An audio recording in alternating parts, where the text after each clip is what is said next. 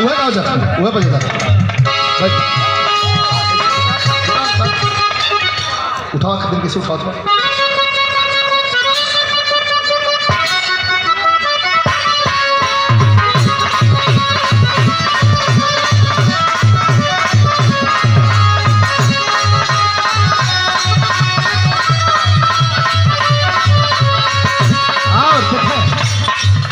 हमारे अखिलेश बाबू के द्वारा जो हमारे मास्टर साहब का छोटा भाई, हमारे भी छोटा भाई हूँ, 500 रुपया पुरस्कार। और हमारे गोपी बाबू के द्वारा जो हमारे मास्टर साहब अजीत मास्टर साहब का भाई हूँ, 500 पुरस्कार का माननीय जी अखिलेश यादव जी के पहले पर गौले अली का कोई कसर कोई नहीं है शंका, अब तो बचा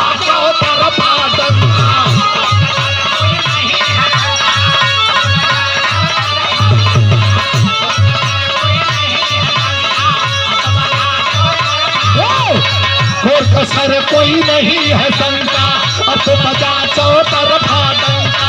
सांप्रदायिक ताकत को अब, सांप्रदायिक ताकत को अब जैसे बिताने वाले हैं अखिलेश जी आने वाले हैं, जोगी जी जाने वाले, अखिलेश जी आने वाले हैं, जोगी जी आने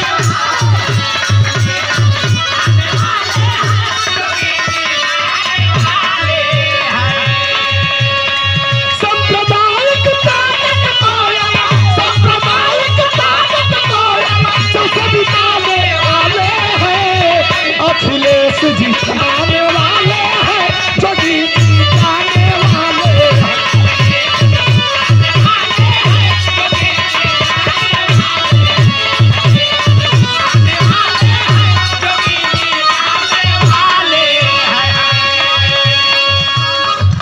दिखाइए हमारे समाजवादी की तरफ 500 का पुरस्कार हमारे सुलाइम यादव बेचारे जिनकी गई कमाई, अरे मुंह का निवाला छीन लिया है कमर तोड़ महंगाई।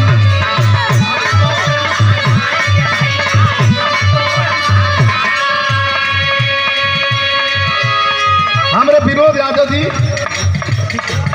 भट्टी के धरती से ही पुरस्कार प्रदान कैले हैं 500 रुपया। कैसे हो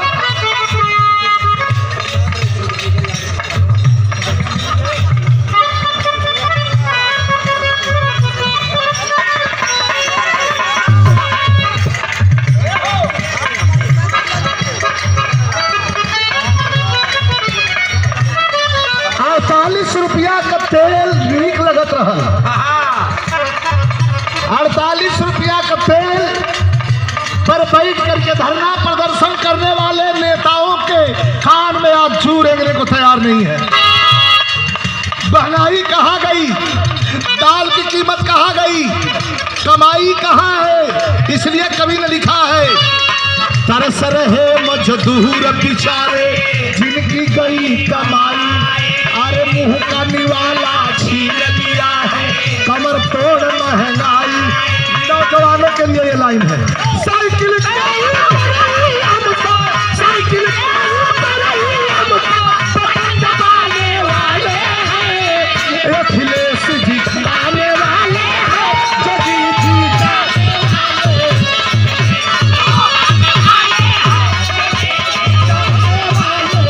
अखिलेश जी आने वाले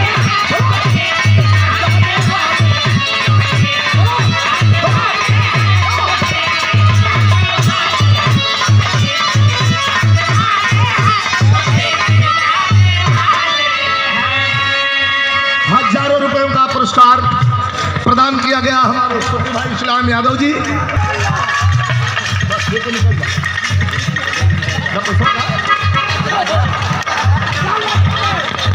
जल्दी चला सामने आवाज साइकिल